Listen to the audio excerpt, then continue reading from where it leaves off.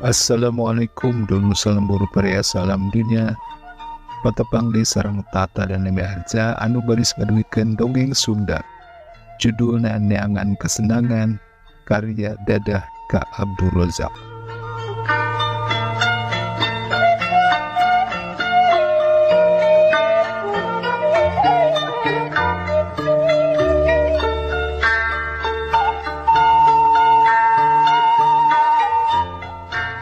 Hawa isuk nu tadi karasa nyecep tiis sanggeus dayonan ku lempang mah teu karasa deui tiisna. Kesang ngagarajag saluar awak ambekan ngahegak. Padahal ti imah ka kantor teh teu jauh-jauh teuing. Karasa capek soteh peda we teu dibiasakeun lempang. Da geuning ari keur budak mah lempang teh terang ngarasa capek sanajan leuwih jauh ke dari lakonan unggal poe. Kajen kana mobil ge nangkel di tukang. Papanasan jeung hujanan geus jadi pegawean, tapi awak angger sehat, tara rieu-rieu acan. Henteu cara ayeuna boga awak ditatap diusap teh kalah ketepayaan. Lada saeutik dipahing, papanasan jeung hujanan dipantrang, tapi nu karasa aya wae. Mah, jantung, tekanan getih naik ditambah ku timbangan awak nereka terus. Ku dokter disarankeun sangkan getol olahraga. Numatak hoream-hoream ge kapaksa we indit ka kantor teh lempang. Dari ngahajakeun baheula waktu. Indit ti imah kudu isuk keneh. Balik pas sore balik capek. Mana waktuna keur olahraga. Mending kieu indit kantor bari nikreuh. Keur geunah-geunah lempang kadenge sorak klakson mobil teh tukangeun. Teu diliok, tong goi we lempang. Gelisir mobil anyar kagigireun. Nu tumpakna nolol tina jendela. Urang sareng Kang, kadenge asaran wawuh, jelema nu teges-teges, hampir ngakam di langit. Si horeng di sang hareupan teh Basri kapi adi anu geus hampir sataun teu panggih. Mangga Kang, abdi mah sono ka Akang teh. Wani keukeuh ngajakna teh. Elah deet kacat naik kana mobil, geek diuki gireunana. Pangling ninggal ki adi teh. Awak lingsig tur bersih, pakaian necis, kasertaan ku awak nu jangkung badag. Di deketan teh mani melenghir sengit minyak mahal. Di gigireunana nyarande tas ecolak anyar saanyar mobil nu tumpakanana. Tiirah maneh jadi kieu. Keur ukuran kemajuan manusia mah sataun teh kaitung gancang. Ras inget waktu panungtungan datang ka imah, make sendal capit, baju geus bendel boro-boro sengit sagala. Ngan nyaritana nu angger teh sanajan ke sakumaha paitna teu bisaeun handap asor.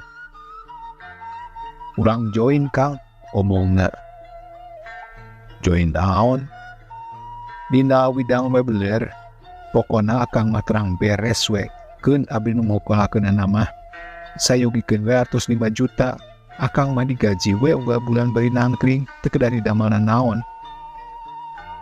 Ari ayi 5 juta duit di mana? Cek kuring.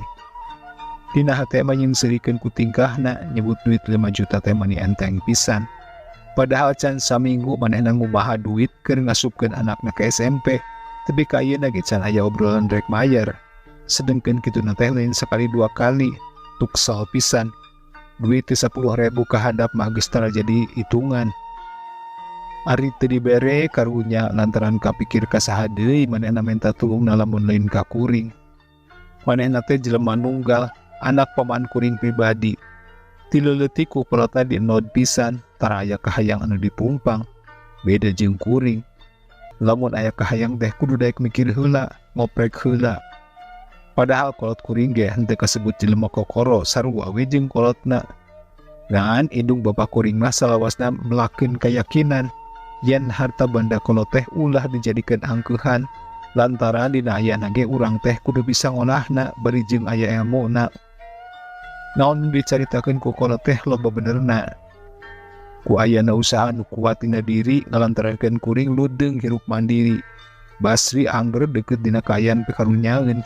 Dina harti salawasna gumantung ka batur. Nulungan Basri lir ngalungkeun uyah ka laut, terapisan aya tepakna. Ngandelkeun jadi pagawe negeri mah sanajan nepi ka buluan beluk jangan-jangan orang ge moal aya-aya. Cobi upami Akang gaduh usaha sampingan, gaji teh moal kacoceng, kantun ngalihkeun we kabang. Ngimpi si Ayi mah, pan tadi gecek Ayi pegawai negeri mah bisa nadan duit di mana. Lalu setatiyi sanajan jabatan akang geus kahitung lumayan, gaji mah angker we teu bahi, boro-boro bisa nadan sagala. Lah akang mah gampil, pan nyepeng koperasi sababaraha hiji, nambut kabang moal sesah, kantun niat. Malur batur geuning nambut kabang teh belaan nandeunkeun gaji, akang mah moal kantos kitu. Pan di lembur kagungan kena sertifikat sababaraha hiji. Engke atos keuntungan nanti abdi dianggo mayar, modal anggar gaduh, sametan lunas. Manehna terus ngabebitaan, kuring saukur seuri, geus bosen ngadenge pangbebitan sarupa kitu teh. Komo jeung ditahun jam ijem sagala mah asa kaleuwih cek pikiran teh. Nyamutan naon Kang mani ulang kitu? Nu diuk pikireun nanya beri nepah kana pingping, menggatkeun lamunan kuring ngeunaan diri. Kaget ninggal abdi. Lan rasi kahiji akang teh ngarasa kabentar mega. Ari nu kaduana can ge tamat kuring nyaita manehna geus nempas manten. Nu mawi cek abdi ge ti payun kumaha. Pan ieu teh hasil usaha abdi teh. Sanes kenging SDSB. Cobi upami akang harita nampi saran ti abdi moal deui ka angkat kantor di keureuh kitu. Mogok deui pangintennya mobilna. Ka bengkel deui. Ngageleun saterus ieu gerakang moal seueur berbedan. Sorahna bangun nu nganaha-naha. Leuh lamun seug teu kagok mah maneh hayang kencang turun deui. Nah nyarita teh abong kena bibir teu diwungku abong letah tetulangan. Akang mah ninggal dulur aya kamajengan teh asa sorangan we. Cek kuring daria. Basri imut bangun sugema, sirah nang ngalegedai kenapa nyarenean jok mobil numpuk. Abong nasib, teu kapiangeuhan, cikeneh humandeur nu bakal susah, ayeuna bangun sakitu senangna. Kamari mah abdi teh nembe wangsul di Singapura ngalebet-lebetkeun barang. Ngomong da bangun reueus, darek-dep we nyaritakeun pengalaman salila di Singapura kalawan sumangat. Urun-urun sote kapegat kulantaran kuring geus nepi kana di Jugjug. Abdi hoyong ngobrol heula sareng akang engke sadacan neus ka Amerika. Cek manehna basa kuring keur turun tina mobilna. Kuring teu nembalan teu nanyakeun deh rek naon manehna ka Amerika. Lain teu panasaran ngan hate kebeku kamelang. Inggis nu jadi dulur dicak jalan teu bener lumatak nyilaka ke dirina. Eretan ngaran kulawarga. Aya paribasa buruk-buruk papan jati. Hade goreng ge kuring jeung Basri teh tunggal saaki. Basa ku kuring dicaritakeun ke majikan manehna gogodeg. Mun sakurang nurut kayi Basri mah meulin ayeuna teh geus senang nya Kang. Omongna bangun nu handeueul. Cantang tu kuring ngageundeng. Da maksud dicaritakeun teh lain hayang kitu komentarna. Pinternya Kang ieu Basri mah usahana. Pamajikan ketutuluyan. Benten serang akang bodoh. Kan henteu we diteruskeun ka dinya nyaritana teh. Jawab kuring tambah henteu. Empang teuing atuh ngukur kesenangan jelema teh. Asal ngadenge mobil, ngadenge ginding, senang weh. Can saminggu ti harita ka kantor aya telepon di kantor polisi. Aya tahanan polisi angkan wargi bapak. Saha? Nanya kitu teh hate mah deg-degan. Ras inget ka Basri. Jalma nu dipik hariwang ku kuring salila ieu. Basri, laporan polisi teu jauh tina sangkaan. Sanajan kitu awak teu burung leuleus satulang sandi. Inget ka Aki, inget ka jelema nu sagetih jeung kuring. Nah, bet kudu ngalaman unggah balewat tangan. Leres kitu saderek bapa, soal nu nanya tibeh ditu bangun teu ngarasakeun kana kanyeri jeung kasedihan nu karandapan ku kuring ayeuna. Dulur bapa atawa lain tong jadi masalah. Ngan bapak yang nyaho naon perkarana. Anjeunna teh diperkarakeun ku hiji istri randa jegud nuangkeun geus jadi istri na nusah. Terus kuring nanya teu sadar ngadenge laporan dadang randeg teh. Kakara ngadenge beja manehna boga pamajikan deui. Na iraha, na eta kitu nu ngalantarankeun manehna ganti bulu teh. Naon masalahna?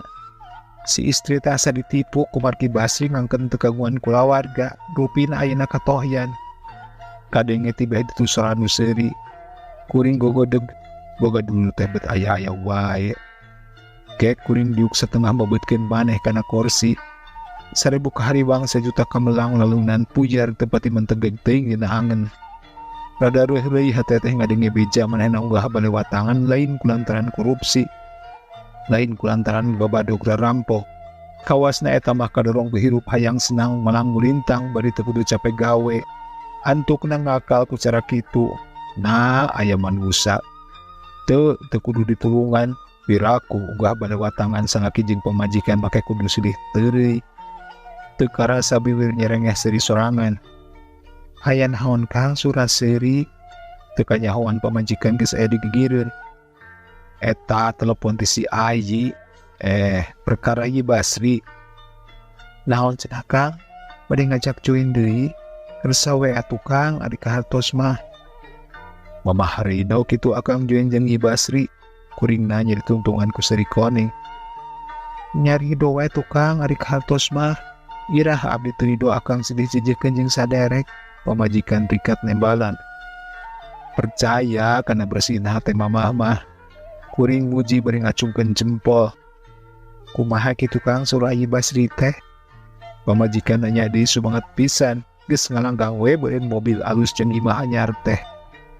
Lain teh Yi Basri bieu mah telepon di kantor polisi. Hah? Yi Basri teh diperkarakeun kudu ngora lantaran ngaku-ngaku lelengohan. Nu ngora? Kutan Yi Basri teh. Boga nu ngora randa jegud. Kaduhungnya bapak teh daek diajak join. Kuring ditempas, letrak aya barang tuas kana sirah, kuring nyeloyong kabenangan, kareret asbak nu tadi aya di luhur meja geus aya dina leumeun pamajikan.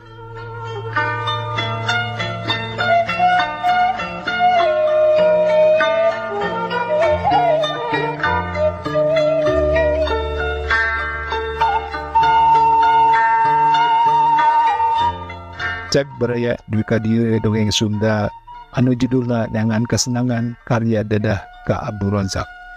Hatur nuhun kana perhatosanana. Tatareun bahagia pamit. Permios.